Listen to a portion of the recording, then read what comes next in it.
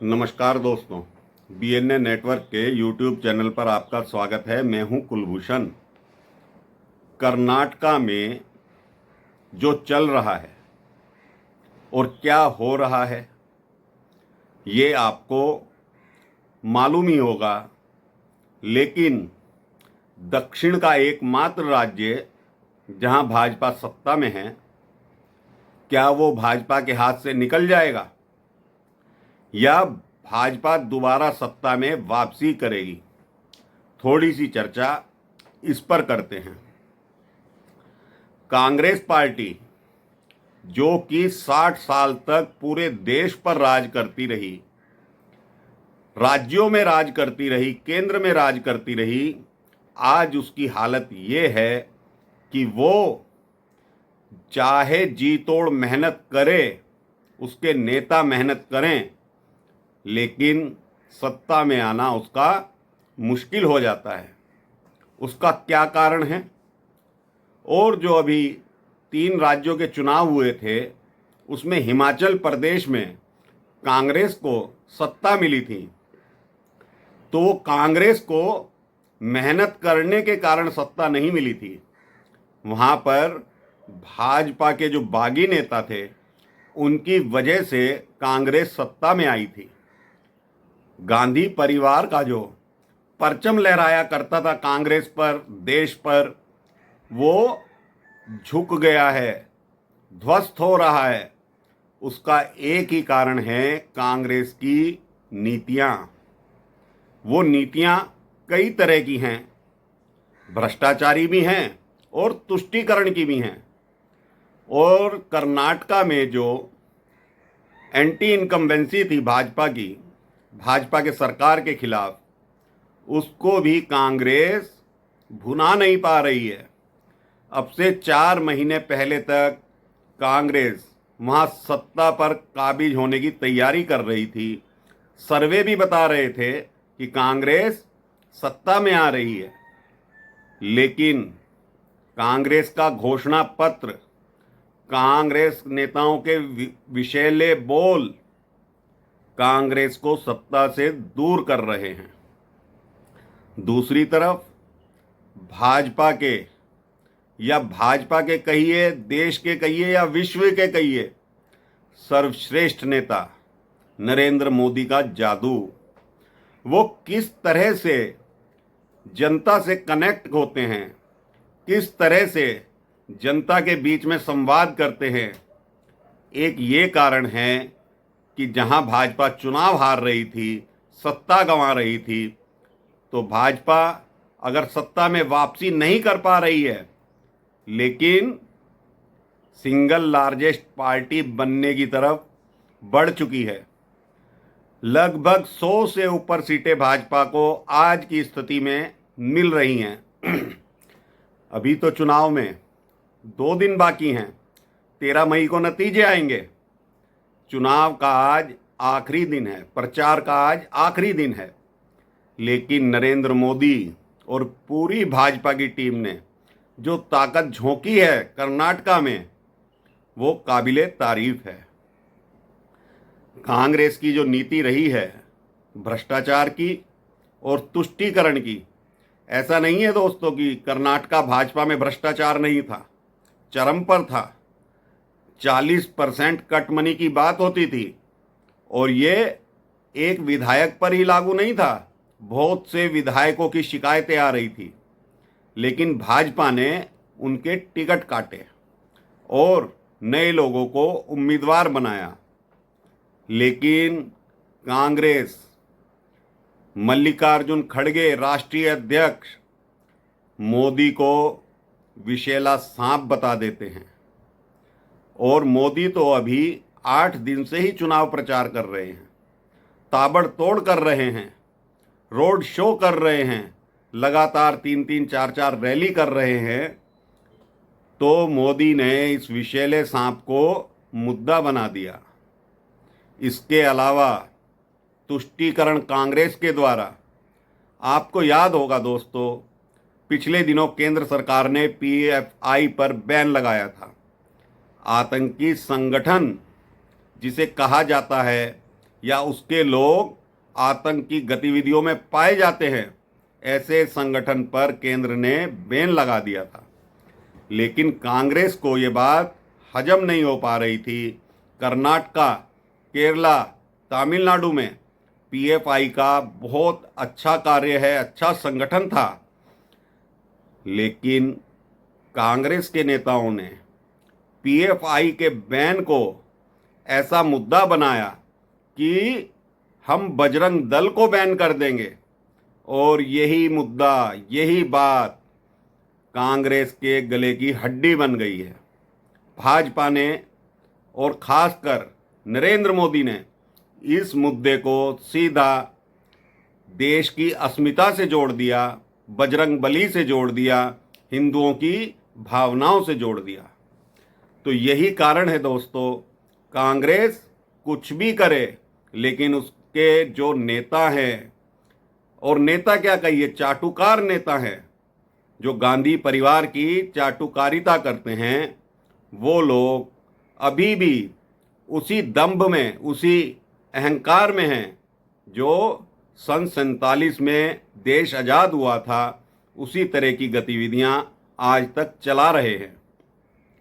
इन नेताओं को लगता है कि गांधी परिवार फिर से सत्ता पर काबिज होगा, गांधी परिवार की तूती बोलती है, लेकिन ऐसा नहीं है। ये सिद्ध हो चुका है राहुल गांधी की सदस्यता जाने के बाद।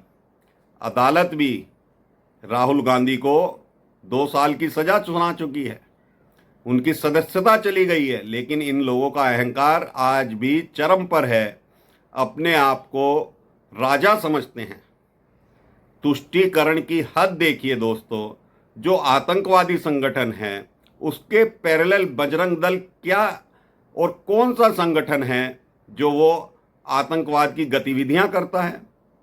कांग्रेस के घोषणा पत्र में घोषणा की गई कि बजरंग दल पर बैन लगाएंगे। जो पीएफआई का राजनीतिक संगठन है एसडीपीआई, उसने भी अपने 100 उम्मीदवार कर्नाटका में उतारे थे, 100 से अधिक उतारे थे, लेकिन कांग्रेस उससे गठबंधन करना चाहती थी पीएफआई के संगठन से। तो ये कांग्रेस की नीति, आतंकवादियों के साथ गठबंधन की नीति, ये इनकी पुरानी परंपरा रही है। पहले बेंगलुरु में या देश के अन्य जगहों पर कितने बम विस्फोट होते थे, इसमें यही लोग शामिल थे। पीएफआई जैसे संगठन के लोग अंदरूनी रूप से भारत को कमज़ोर कर रहे थे। तो केंद्र ने जब बैन लगाया, कांग्रेस बौखला गई, क्योंकि कांग्रेस का तुष्टीकरण यही उसका वोट बैंक है। और कर्नाटका में दोस्तों मुस्लिम 13 से 14% हैं, ज़्यादा नहीं है, फिर भी कांग्रेस को उनके वोट चाहिए। इन्होंने एसडीपीआई से समझौता किया और उसके तहत एसडीपीआई ने कांग्रेस को सपोर्ट किया, अपने कैंडिडेट हटा लिए कर्नाटका चुनाव से। तो इन्होंने अपने घोषणा पत्र में ये घोषणा कर दी कि हम बजरंग दल पर बैन लगाएंगे अगर हम कर्नाटका में सत्ता में आएंगे। तो बैन लगाना है दोस्तों, तो पहले राजस्थान में लगाइए, छत्तीसगढ़ में लगाइए, हिमाचल में लगाइए, जहां आपकी सत्ता है, जहां आप आने की सोच रहे हैं सत्ता में, वहां पर इस तरह का वादा क्यों कर रहे हैं। पहले आप काम करके दिखाइए। हिम्मत है तो राजस्थान में बैन करके दिखाइए। और बजरंग दल हो, विश्व हिंदू परिषद हो या आरएसएस हो, कांग्रेस पहले भी इन पर बैन लगा चुकी है राष्ट्रीय स्तर पर, लेकिन कोर्ट से कांग्रेस के मुंह पे तमाचा ही पड़ा है। बजरंग दल एक सामाजिक संगठन है और ये कांग्रेसी अब तक समझ नहीं पा रहे हैं कि देश की अस्मिता कौन से बिंदुओं पर केंद्रित है। ये आज भी तुष्टीकरण कर रहे हैं। बजरंग दल पर बैन की घोषणा, पीएफआई से उसका संबंध जोड़ना, ऐसे संगठन बताना कि बजरंग दल आतंकवादी संगठन है, और राहुल गांधी तो खुलकर बोलते हैं हिंदू और हिंदुत्व पर।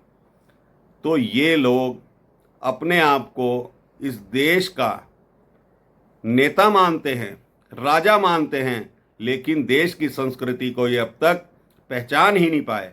कांग्रेस की पुरानी परंपरा रही है तुष्टीकरण करना। नरेंद्र मोदी ने इन्हीं मुद्दों को आधार बनाकर कर्नाटका की जनता को संदेश दिया है। और नरेंद्र मोदी तो लगातार 2014 से ऐसे ऐसे कार्य कर रहे हैं जो इस देश की अस्मिता से जुड़े हुए हैं। काशी कॉरिडोर याद है ना आपको? उस काशी कॉरिडोर को हिंदू अस्मिता और राष्ट्र की अस्मिता से जोड़ा नरेंद्र मोदी ने। धारा 370 आतंकवाद का खात्मा करने के लिए कितनी ज़रूरी थी, लेकिन कांग्रेसी नेता हों या विपक्षी दल हों, ये लोग भाजपा को और मोदी को पचा नहीं पा रहे हैं। ये देश विरोधी गतिविधियों में आज भी शामिल हैं। इसीलिए बजरंग दल जैसे संगठन पर बैन लगाने की घोषणा करते हैं। जैसे ही ये मुद्दा भाजपा को मिला, भाजपा आक्रामक हो गई। वीएचपी, बजरंग दल और अन्य हिंदू संगठन सड़कों पर उतर आए और चुनाव प्रचार में लग गए भाजपा के लिए। जो संगठन भाजपा का खुले रूप से चुनाव प्रचार नहीं करते थे, आज वो कर्नाटका में खुले रूप से घर घर जाकर, गांव-गांव मंदिरों में जाकर बजरंग बली का पाठ कर रहे हैं। कर्नाटका की अस्मिता को बजरंग बली से जोड़ दिया है नरेंद्र मोदी ने, पूरी भाजपा ने। तो यही कारण है दोस्तों कि कांग्रेस कितनी भी मेहनत कर ले, लेकिन वो इस देश की अस्मिता से नहीं जुड़ पाई है। और यही मौका उसने नरेंद्र मोदी को दिया, भाजपा को दिया। और उसके नेता तो बार बार नरेंद्र मोदी पर हमलावर रहते हैं, कहते हैं जबान फिसल जाती है, कोई कुछ बोलता है, कोई कुछ बोलता है। अभी विशैला सांप बोला गया। और एक कांग्रेस के नेता ने जो लिंगायत वोट बैंक है, जो लिंगायत समुदाय है कर्नाटका में, उसे करप्ट तक कह दिया।